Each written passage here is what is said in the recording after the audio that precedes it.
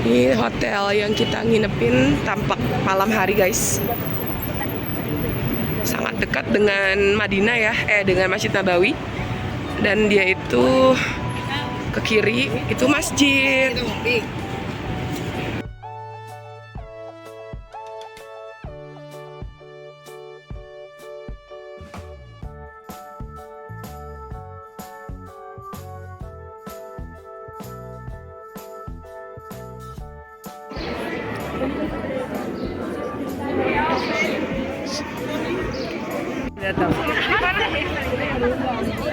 Masya Allah, Alhamdulillah, ini adalah area pemakaman Nabi Muhammad beserta sahabatnya yaitu Abu Bakar dan Umar bin Khattab. Sini ada raudhoh dan juga mimbar Nabi Muhammad. Tadi kita sudah sholat di sana, Alhamdulillah, mengerjakan sholat sunnah dan juga berdoa. Semua jamaah kalau masuk hotel itu ke atas pagar. Ketika kita masuk ke masjid, kalau ini kan lewat pagar itu kita udah masuk masjid. Sudah masuk, berarti bisa tahiyatul masjid di sini, bisa tahiyatul masjid di dalam. Makanya nggak boleh yang namanya akad jual beli itu di dalam masjid, nggak boleh ya. Jualan apa segala nggak ada. Kita nggak bakal dapetin orang yang jualan di dalam sini, karena sini sudah masuk kawasan masjid. Nah, untuk Masjid Nabawi yang kita lihat sekarang itu tentu kita lihat Bapak Ibu, kita lihat di belakang itu bisa dilihat juga. Itu berbeda dari zaman Nabi SAW. Nah, di zaman Nabi Muhammad SAW itu hanya sekitar kurang lebih ya, itu 50 meter kali 50 meter atau kali 30 meter luasnya. Di awal pembangunan Masjid Nabawi ya, dibangun oleh Rasulullah dan para sahabatnya mulia ketika hijrah dari Mekah ke Madinah. Rasul itu tidak langsung singgah di sini, tidak, bukan. Tempat pertama yang disinggahi Nabi Muhammad SAW justru adalah perkampungan yang namanya Kampung Kuba. Apa? Kuba. Kuba. Nah, dari situlah kemudian Rasulullah membangun satu masjid yang ini menjadi masjid pertama. Yang satu-satunya masjid pertama yang dibangun oleh Nabi SAW di masa kenabiannya itu adalah Masjid Kuba, bukan Masjid Nabawi. Jadi itu masjid yang pertama. Jadi kalau ada pertanyaan, masjid pertama yang dibangun oleh Nabi SAW itu masjid apa? Kuba. Kuba. Jauh. Dari sini dekat, nggak jauh. Jadi sekitaran Madinah ini dekat. Insya Allah besok kita city tour pergi ke Masjid Kuba.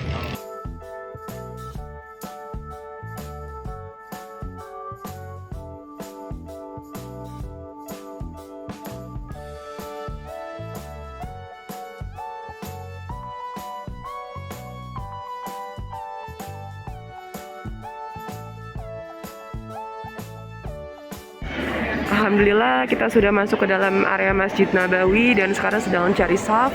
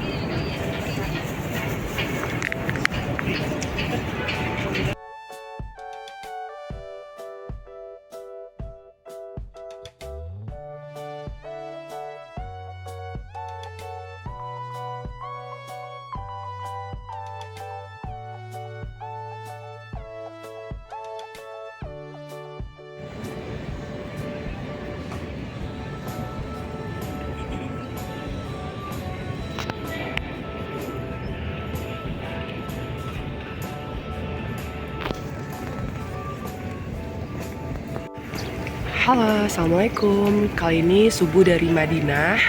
Alhamdulillah sudah selesai melaksanakan sholat subuh. Dan inilah suasana Masjid Nabawi di pagi hari setelah subuh. Payung-payungnya yang putih itu, yang bagus, yang cantik, masih belum terbuka karena suasananya masih sejuk. Nah, bagi kalian yang ingin pergi umroh, juga pergi haji, siapkan hati kalian dari sekarang, langitkan terus doa-doa kalian, percaya bahwa Allah pasti akan kabulkan.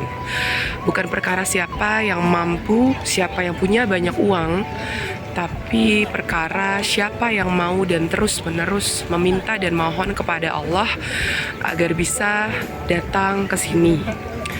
Yakinlah suatu saat Allah pasti akan memanggilmu untuk berhaji, berumroh berkali-kali, berhaji berkali-kali. Itu sangat mudah bagi Allah.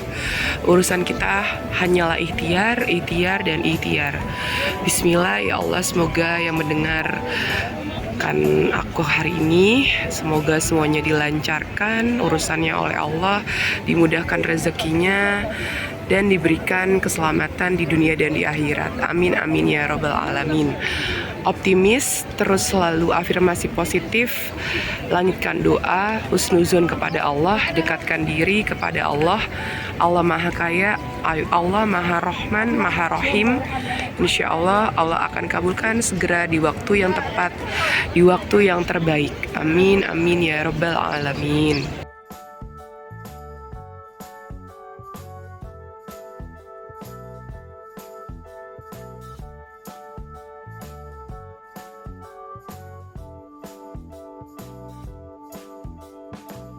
Zam semuanya guys, zam semua.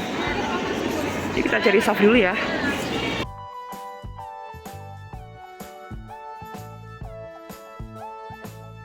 Sebentar terkait daripada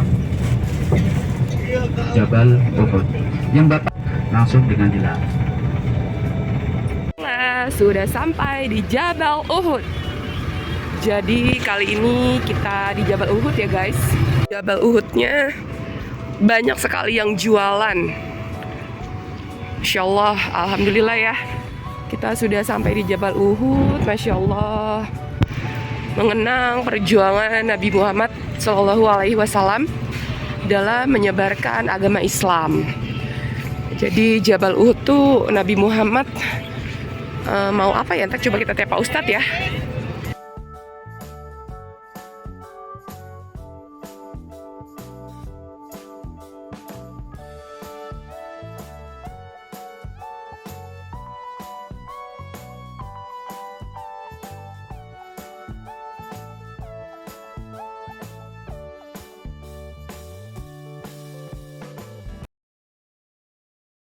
Halo Mbak Rini. Ini Mbak Rini yang bantuin aku pas di Hijr Ismail dan cium Ka'bah. Alhamdulillah ya Mbak. Sekarang kita lagi di Madinah guys. Kita lihat burung-burung yuk. Banyak banget burung sama banyak binatang lainnya. Burung sih yang aku suka lihat. Pak Ustadz, kenapa di sini banyak burung-burung? Di Mekah juga, ayo. Apa itu burung salah satu cucu cicit yang burung yang pas zaman Ibrahim itu? Bukan dong, ini kan burung ini darah. Oh, burung biasa ya. Kan waktu dulu kayak pernah dengar tuh katanya kalau di Arab, dulu kan di Mekah tuh kan belum ada air. Nah, tiba-tiba ada air tuh kan burung pada banyak. Ya. Sehingga kan mendatangkan kafilah-kafilah itu jadi kayak di situ ada air gitu nggak sih ceritanya? Ya kan? Gara-gara di Mekah tuh banyak burung berkerumun, makanya kafilah-kafilah tuh merasa itu ada sumber air. Bener nggak itu? Itu ketika datang Nabi Ibrahim, setelahnya baru datang kaum. Oh, atau terus? yang kapan? Hah? Kafilah-kafilah yang kapan? Kafilah-kafilah yang setelah Nabi Ibrahim datang yang air zam-zam tuh udah keluar itu loh. Ya, itu karena air itu. Karena air kan? Mereka kan datang itu karena ketika ada sumber air baru di situ ada burung. Burung baru banyak ya? Ya. Oke, nah tuh bener kan kata Pak Ustadz. Oke, ini Pak Ustadznya keren nih, lulusan Kairo ya Pak Ustadz ya? Ya. Nih kita doain Pak Ustadz bisa S2 lagi. Insya Allah, amin. Melanjutkan S2 maksudnya. Kemudian dapat jodoh orang Turki Pak Ustadz, maunya. Aja dah. Mana aja, yang penting soleha ya. Oke, insya Allah ini Doa namanya ya. Ustadz Hussein. Kita doain ya.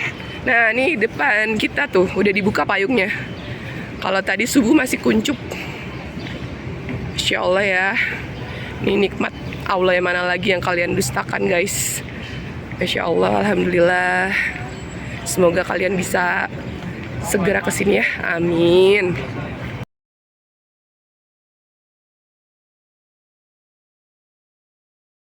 Lagi nunggu antrian bioskop. Halo Ibu, bagaimana kabarnya hari ini?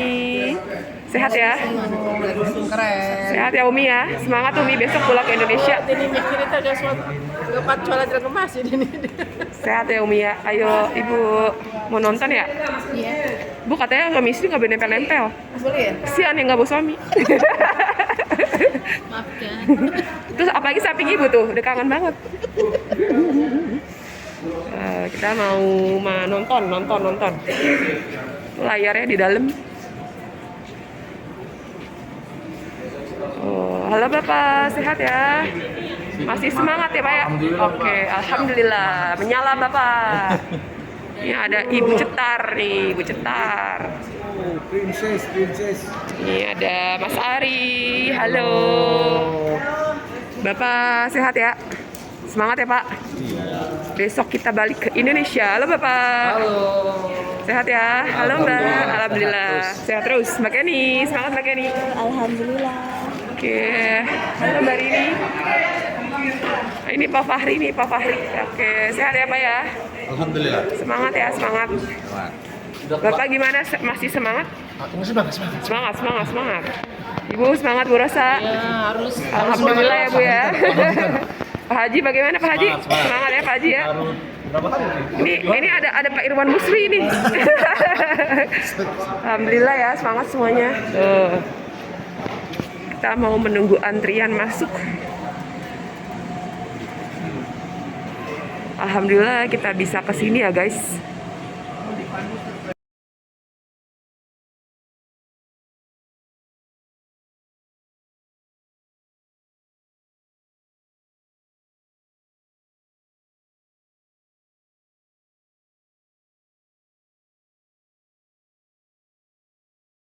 Datang di kebun kurma. Bagaimana Pak Guru? Beli nggak Pak Guru? Belum. Nggak usah beli di sini Pak Guru lah. Lebih murah. Pak Ustadz aja Pak Guru. Kita ada di kebun kurma guys. Alhamdulillah adem. Ada travel namanya Zafira. Zafira apa tuh? Zafira tuh. Di suasana kebun kurma. Ternyata seperti ini ya. Tuh, aku pernah juga dulu kesini ke kebun kurma bareng sama keluarga pas umrah pertama kali. Terus sekarang aku di sini sendiri. Keluarga intinya nggak ada. Tuh, kita mau nongki cantik. Mau ngadem dulu.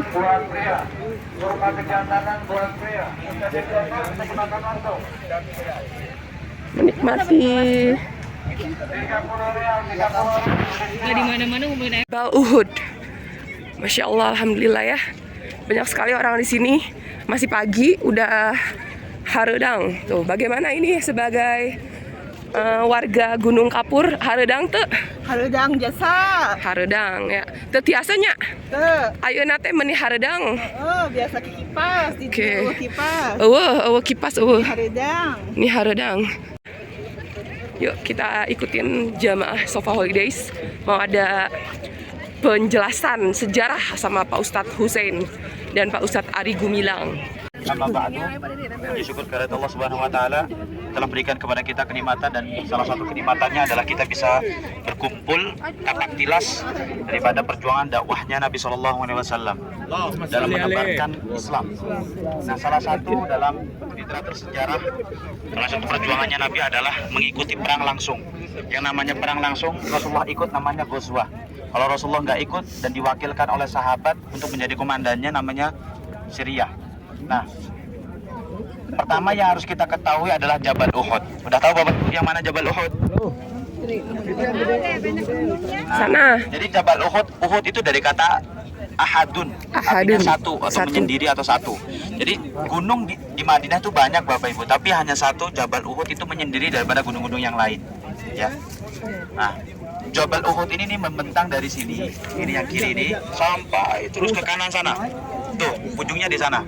Nah, ini Jabal Uhud satu, ya. Beda kalau yang lain tuh, pecah-pecah. Nah, ini Jabal Uhud. Nah, disinilah lokasi tempat terjadi perang Uhud. Kalau pernah dengar perang Uhud, pernah tahu ya? Pernah dengar. Jadi, kalau perang yang paling besar yang pertama namanya perang Badar. Badar. Nah, di tahun selanjutnya baru perang Uhud. Perang Badar tahun kedua Hijriah. Jadi tahun pertama Rasulullah hijrah ke kota Madinah. Nah, kemudian di tahun pertama itu rekonsiliasi mempertemukan sahabat Muhajirin dan sahabat Ansor. Itu berperang. Baru terjadi perang di tahun kedua Hijriah.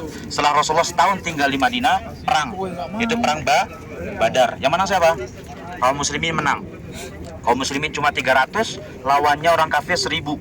Menang kaum muslimin, dibantu oleh Allah Subhanahu wa taala dengan pasukan penduduk langit yang turun langsung, yaitu malaikat. Nah, kemudian di tahun selanjutnya, tahun ketiga Hijriah, terjadi perang besar namanya perang Uhud. Kenapa kan namanya perang Uhud? Karena berada di kawasan Jabal Uhud. Nah, ini pasukan yang diikuti oleh kaum muslimin ada 1000 pasukan pertamanya. Tapi kemudian ada 300 yang mereka mundur, pulang kampung, kembali ke rumah mereka. Dan mereka adalah orang-orang cemen, orang-orang munafik, yang mereka menampakkan keislamannya tapi di hatinya kafir.